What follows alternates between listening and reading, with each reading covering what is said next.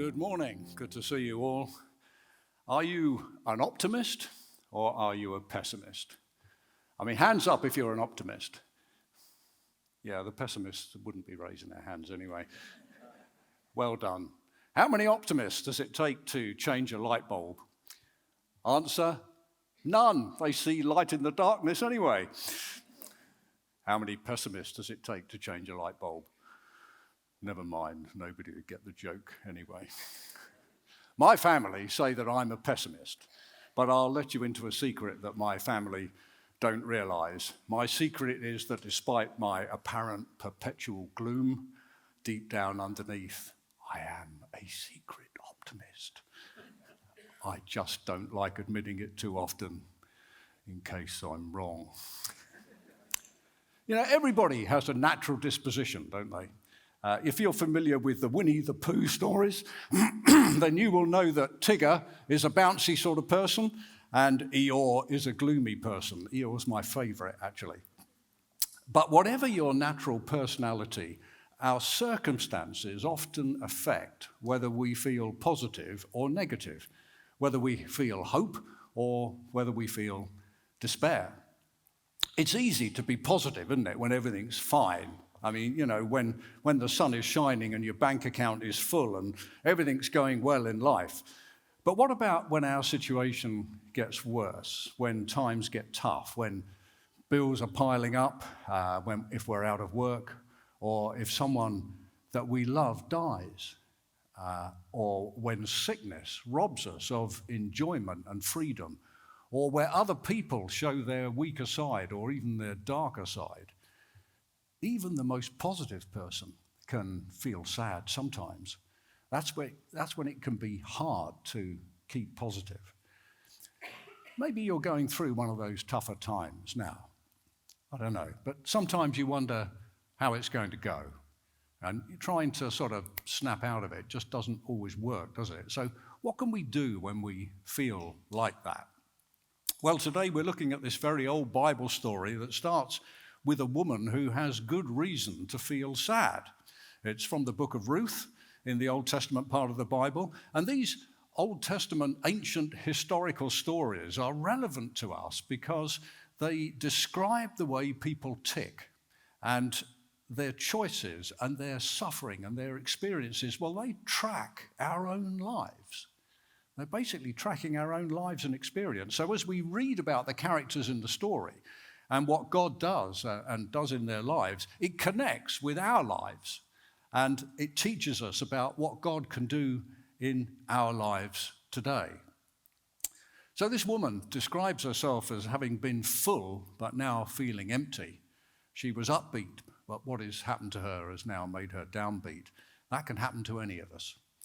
And part of being authentic is acknowledging that life is sometimes tough. The Bible never glosses over suffering or difficulty, and Jesus knows all about that. One of the prophets once described Jesus as despised and rejected, a man of sorrows and acquainted with grief. Jesus knows what it's like to have difficulty and pain in life, and that's where this story starts, in a place of grief and sorrow. But, spoiler alert, the good news is that it doesn't end like that. Ultimately, the book of Ruth is a story of hope fulfilled. So come back next week for the next exciting installment. So let's dive straight in. In the days when the judges ruled, there was a famine in the land. So a man from Bethlehem in Judah, together with his wife and 2 sons, went to live for a while in the country of Moab. The man's name was Elimelech. His wife's name was Naomi. And the names of his 2 sons were Mahlon and Kilion. They were Ephrathites from Bethlehem, Judah, and they went to Moab and they lived there. Now, Elimelech, Naomi's husband, died, and she was left with her 2 sons. They married Moabite women, one named Orpah and the other Ruth. And after they'd lived there about 10 years, both Mahlon and Kilion also died. And Naomi was left without her 2 sons and her husband. So this woman, Naomi, tragically finds herself a widow, and her two daughters-in-law also become widows. And as you may know, being a widow in that ancient society was very difficult and dangerous. There was no social security, and women were typically without any power, dependent on men. And widows could be reduced to begging or worse to survive. That opening phrase, "in the days when the judges ruled," is also significant because it refers to a time about 1100 years before Jesus was born, when the land was ruled by ad hoc chieftains because there was no proper central government in Israel. It was a morally lax period where, to quote the book of Judges, everyone did as they saw fit. Some would say quite similar in some ways to our own culture, where a lot of the time anything goes, doesn't it? And this is where the story starts, in a place of tragedy, danger, and emptiness for Naomi, Ruth, and Orpah. You can imagine how they felt, grieving, vulnerable, uncertain about what to do. No income, no men left in the family, no hope, really. A dark place. When Naomi heard in Moab that the Lord had come to the aid of his people by providing food for them, she and her daughters-in-law prepared to return home from there. With her daughters-in-law, she left the place where she'd been living and set out on the road that would take them back to the land of Judah. Then Naomi said to her two daughters-in-law, "Go back, each of you, to your mother's home. May the Lord show you kindness, as you have shown kindness to your dead husbands and to me. May the Lord grant that each of you will find rest in the home of another husband." Then she kissed them goodbye, and they wept aloud. They said to her, "We'll go back with you to your people." Now, as we all know, the relationship between a mother-in-law and daughter-in-law can sometimes be a little bit awkward, can't it? But these women seem to have overcome that. This dialogue is a touching picture of affection, isn't it?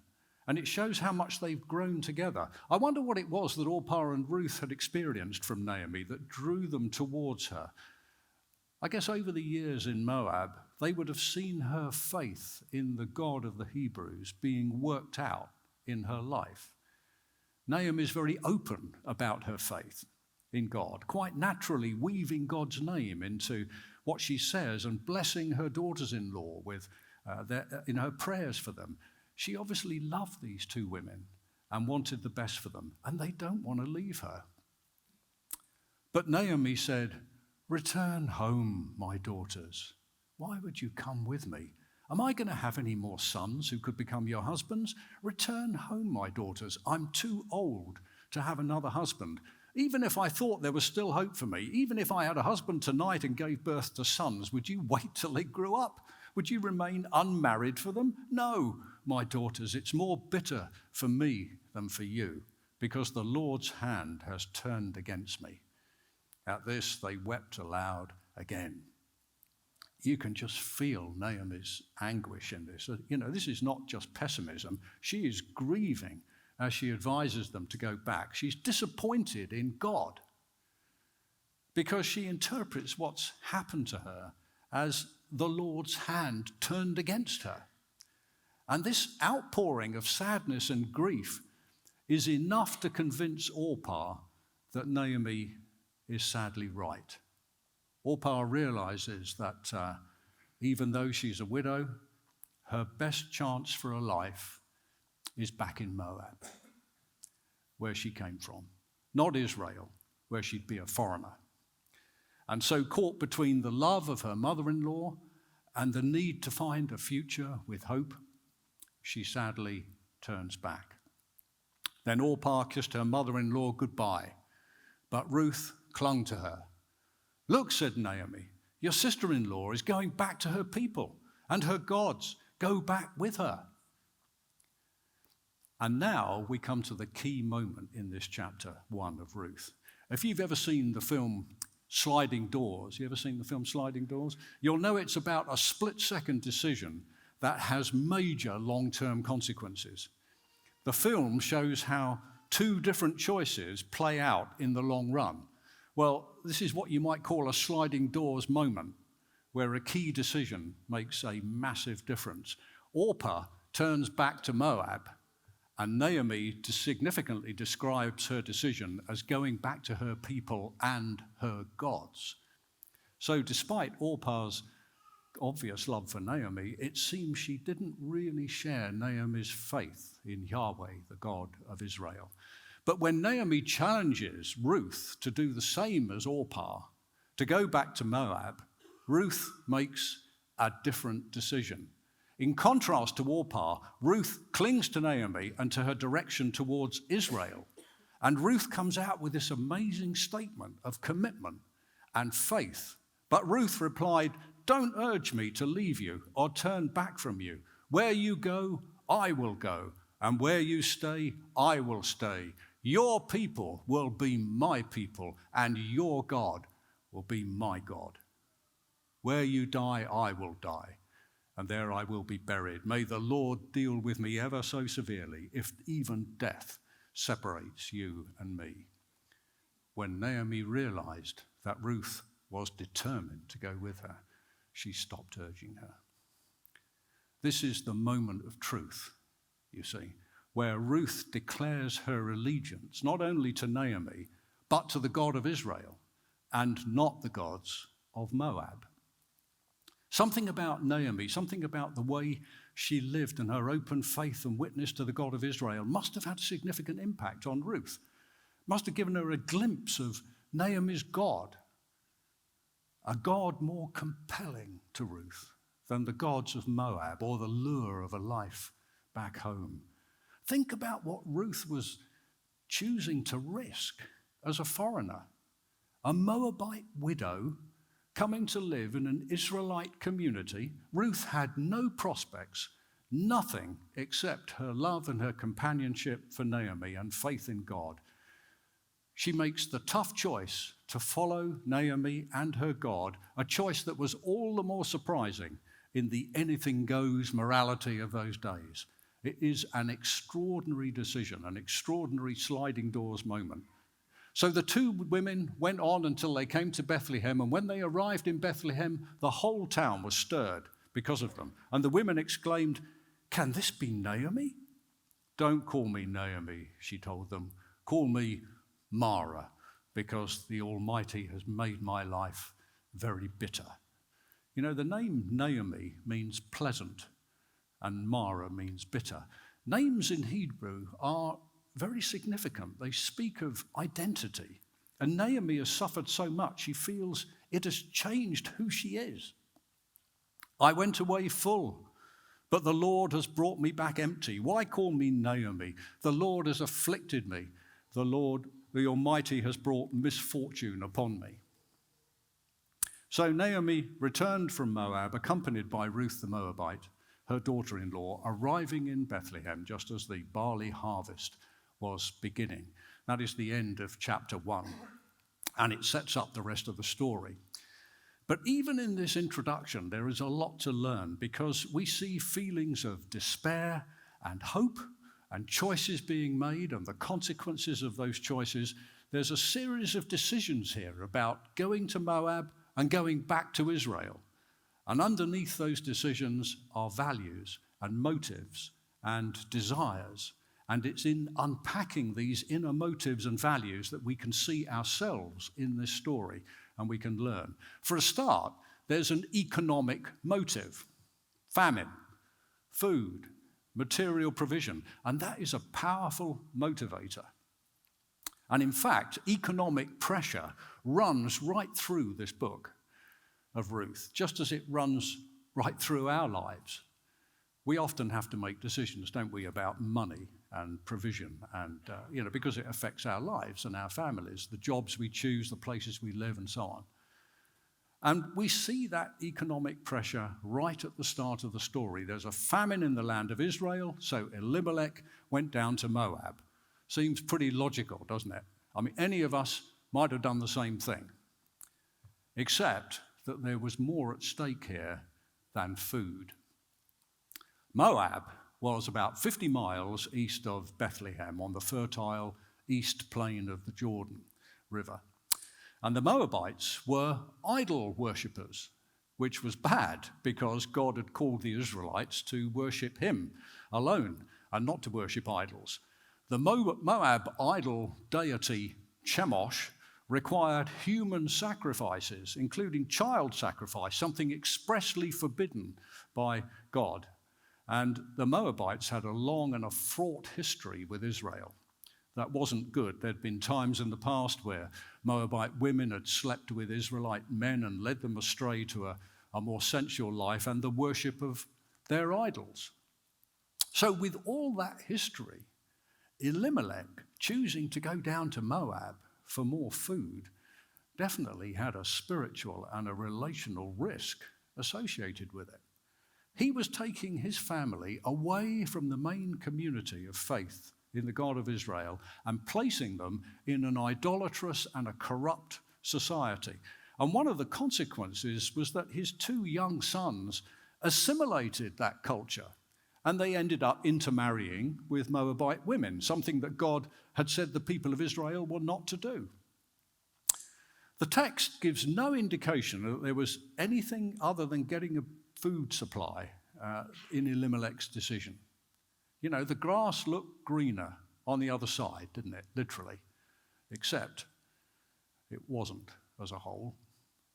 I don't know if Elimelech and his sons had stayed in Israel, whether they would still have died, but going to Moab for economic reasons ended up badly.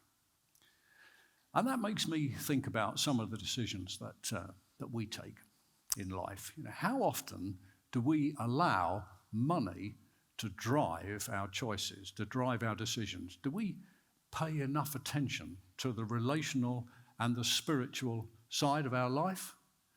You know, 'cause a learning I take from this is if you're thinking about a change of some kind at present, think about the relational and the spiritual impact of that change, not just the money. Naomi decided that she would go back to Israel because she'd heard the Lord had provided food for the people there. But hers was not just an economic decision. There wasn't a famine in Moab, so she didn't have to leave. She went back to Bethlehem because that was where the people of God were. Instead of leaving the community of faith, she was returning to it because her deep sense of belonging to God's people was underneath it. She had a spiritual, a relational motivation, not just economics. Naomi's a complex character, actually. You know, she's a true believer, and she was loyal to Elimelech and followed him to Moab. But now her faith has taken a big knock because of her bereavements and her life circumstances. She's grieving and she feels bitter, and that compromises her as a person, making some of her responses a bit harsh and spiteful. But she's still a real believer, still reaching out to God in the midst of it all. Isn't that just like us sometimes? You know, we believe in God, and then bad stuff happens, and we can get knocked sideways. And it makes us question God. It makes us feel that maybe God has something against us. And at times like that, we can lose perspective and our confidence in God and become a bit depressed and despairing. The Lord has afflicted me. The Almighty has brought misfortune upon me, Naomi says. But Ruth seems to see beyond that to the real Naomi that she knows is underneath and the real God. Naomi said, I went away full, but the Lord has brought me back empty. And that's how she genuinely felt. But God had, in fact, provided Ruth to help her, this devoted daughter-in-law, more like a true daughter to her. Her life wasn't really empty because Ruth and God in Ruth was with her. And that makes me wonder whether we are sometimes blind to the reality that God is still with us. Maybe you've been through a tough time recently and you've begun to question whether God even cares. Well, this story reminds me that he does. He knows, and he is still with you. Often our feeling empty is connected with feeling unloved, but we're not unloved. We are dearly loved by God. No matter how difficult life is or how much we've failed, God's love for you is unchanged. And if we can really grasp that, it can change our feelings of emptiness towards fullness. One of Jesus' followers, Paul, wrote in one of his letters, "I pray that you, being rooted and established in love, may have power, together with all the Lord's holy people, to grasp how wide and long and high and deep is the love of Christ, and to know this love that surpasses knowledge, that you may be filled to the measure of the fullness of God." You remember the promise of Jesus? "I will never leave you or forsake you." And the name of Jesus, Emmanuel, which means God with us. I can see the Spirit of Jesus in Ruth. Her love was unconditional. It was risky. It was sacrificial. It was steadfast, exactly like the love of God which was being expressed through her. Which brings us to the different decisions, the motives underlying the very different decisions that Orpah and Ruth made. When Naomi told them both the brutal truth of how foreign Moabite daughters-in-law were hardly likely to find another husband if they came back to her with Israel, Orpah was convinced, and she turned back and returned to Moab, to her people and her gods, and hopefully to find another Moabite man. She followed an understandable but a worldly motivation. Ruth had to face the same uncomfortable reality of a difficult future if she went back with Naomi, the awkwardness of being a foreigner in Israel, and the challenge of looking after an older person with all the ties that implies, instead of being free to live her own life. Ruth must have felt that worry, that uncertainty of how they could survive as widows and live. But in this key moment, this sliding doors moment where destiny depends on decision, Ruth makes this different choice to Orpah. She overcomes her fears by drawing on a deeper love for Naomi and hope in Naomi's God. It's a seminal moment when Ruth declares, "Your people will be my people and your God will be my God." She made that choice to trust God above the choice to follow the world's values. It's an incredibly inspiring moment of truth, and it injects hope into a tough time. It injects hope. You know, she had her own struggles, Ruth, didn't she? Her own husband had recently died. It would have been easy to become withdrawn and focus on her own problems, but Ruth shows us that there's healing and strength to be found in reaching out to those around us in difficult times. When we offer compassion and support to someone else who's hurting, it helps us to feel connected again. And it reminds us that we're not facing our challenges alone. Ruth is a model of reaching out with kindness. And no matter what life throws at us, she did that. You see, love is a choice. It's not just a feeling. Love is a choice, not just a feeling. Ruth chose to love in a tough time, and her choice played out in a wonderful way in the rest of the story. The name Ruth means compassionate friend. Do you know somebody in a physical or emotional crisis? How might you be a compassionate friend to come alongside them and help them? Even a listening ear can sometimes be a big help, even if it means listening to some lament. Ruth put into practice what Jesus called the greatest commandment, to love God and to love others as we love ourselves. And it eventually transformed the life of Naomi and ultimately of many people.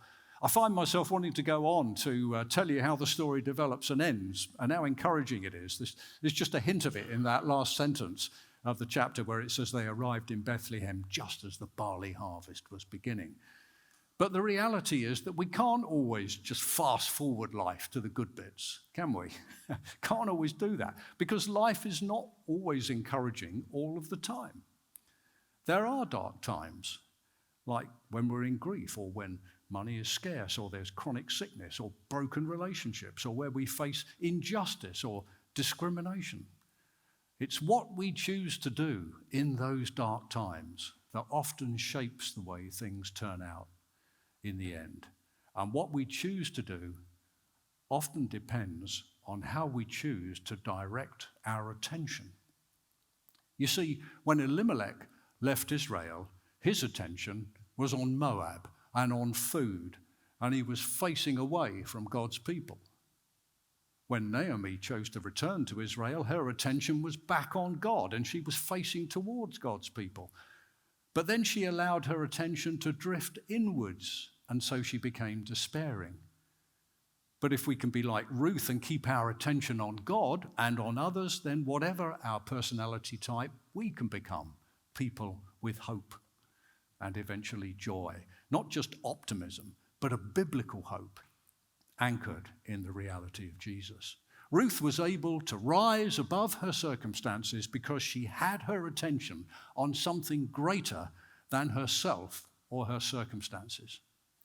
She gave her attention to God and to loving another person. God was bigger for her than her situation.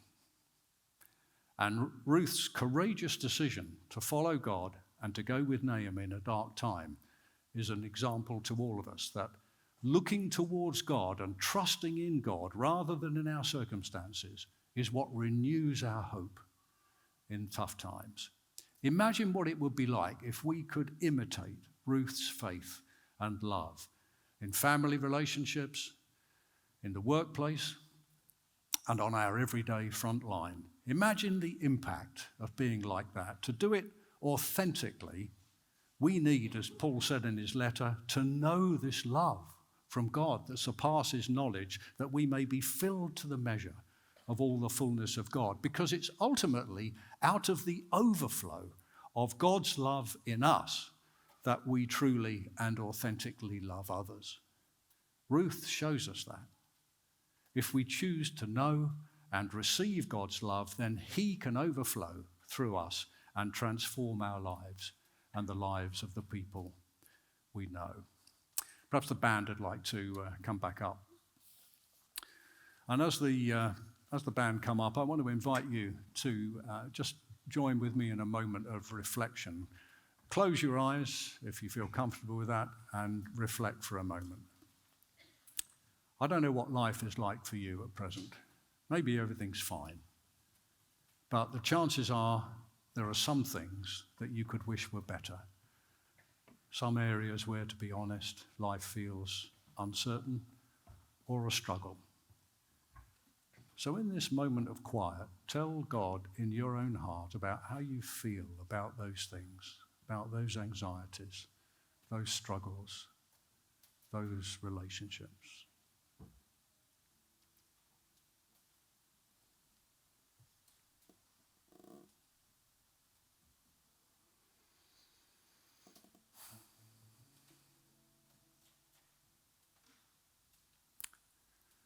Remember that God is still with you. You are greatly loved by God, and if you have felt any distance between you and God, you can reach out and come back to him now, just as you are.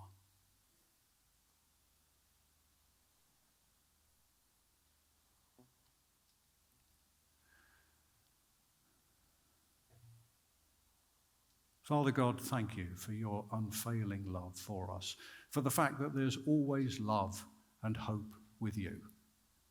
Love in this life and hope in eternity. Strengthen us, Lord, through your Spirit, so that we can choose love and kindness, whatever our circumstances. Fill us with the Spirit of Jesus to live as you would live in our situation. Restore to us joy in our salvation. In your name, Jesus. Amen.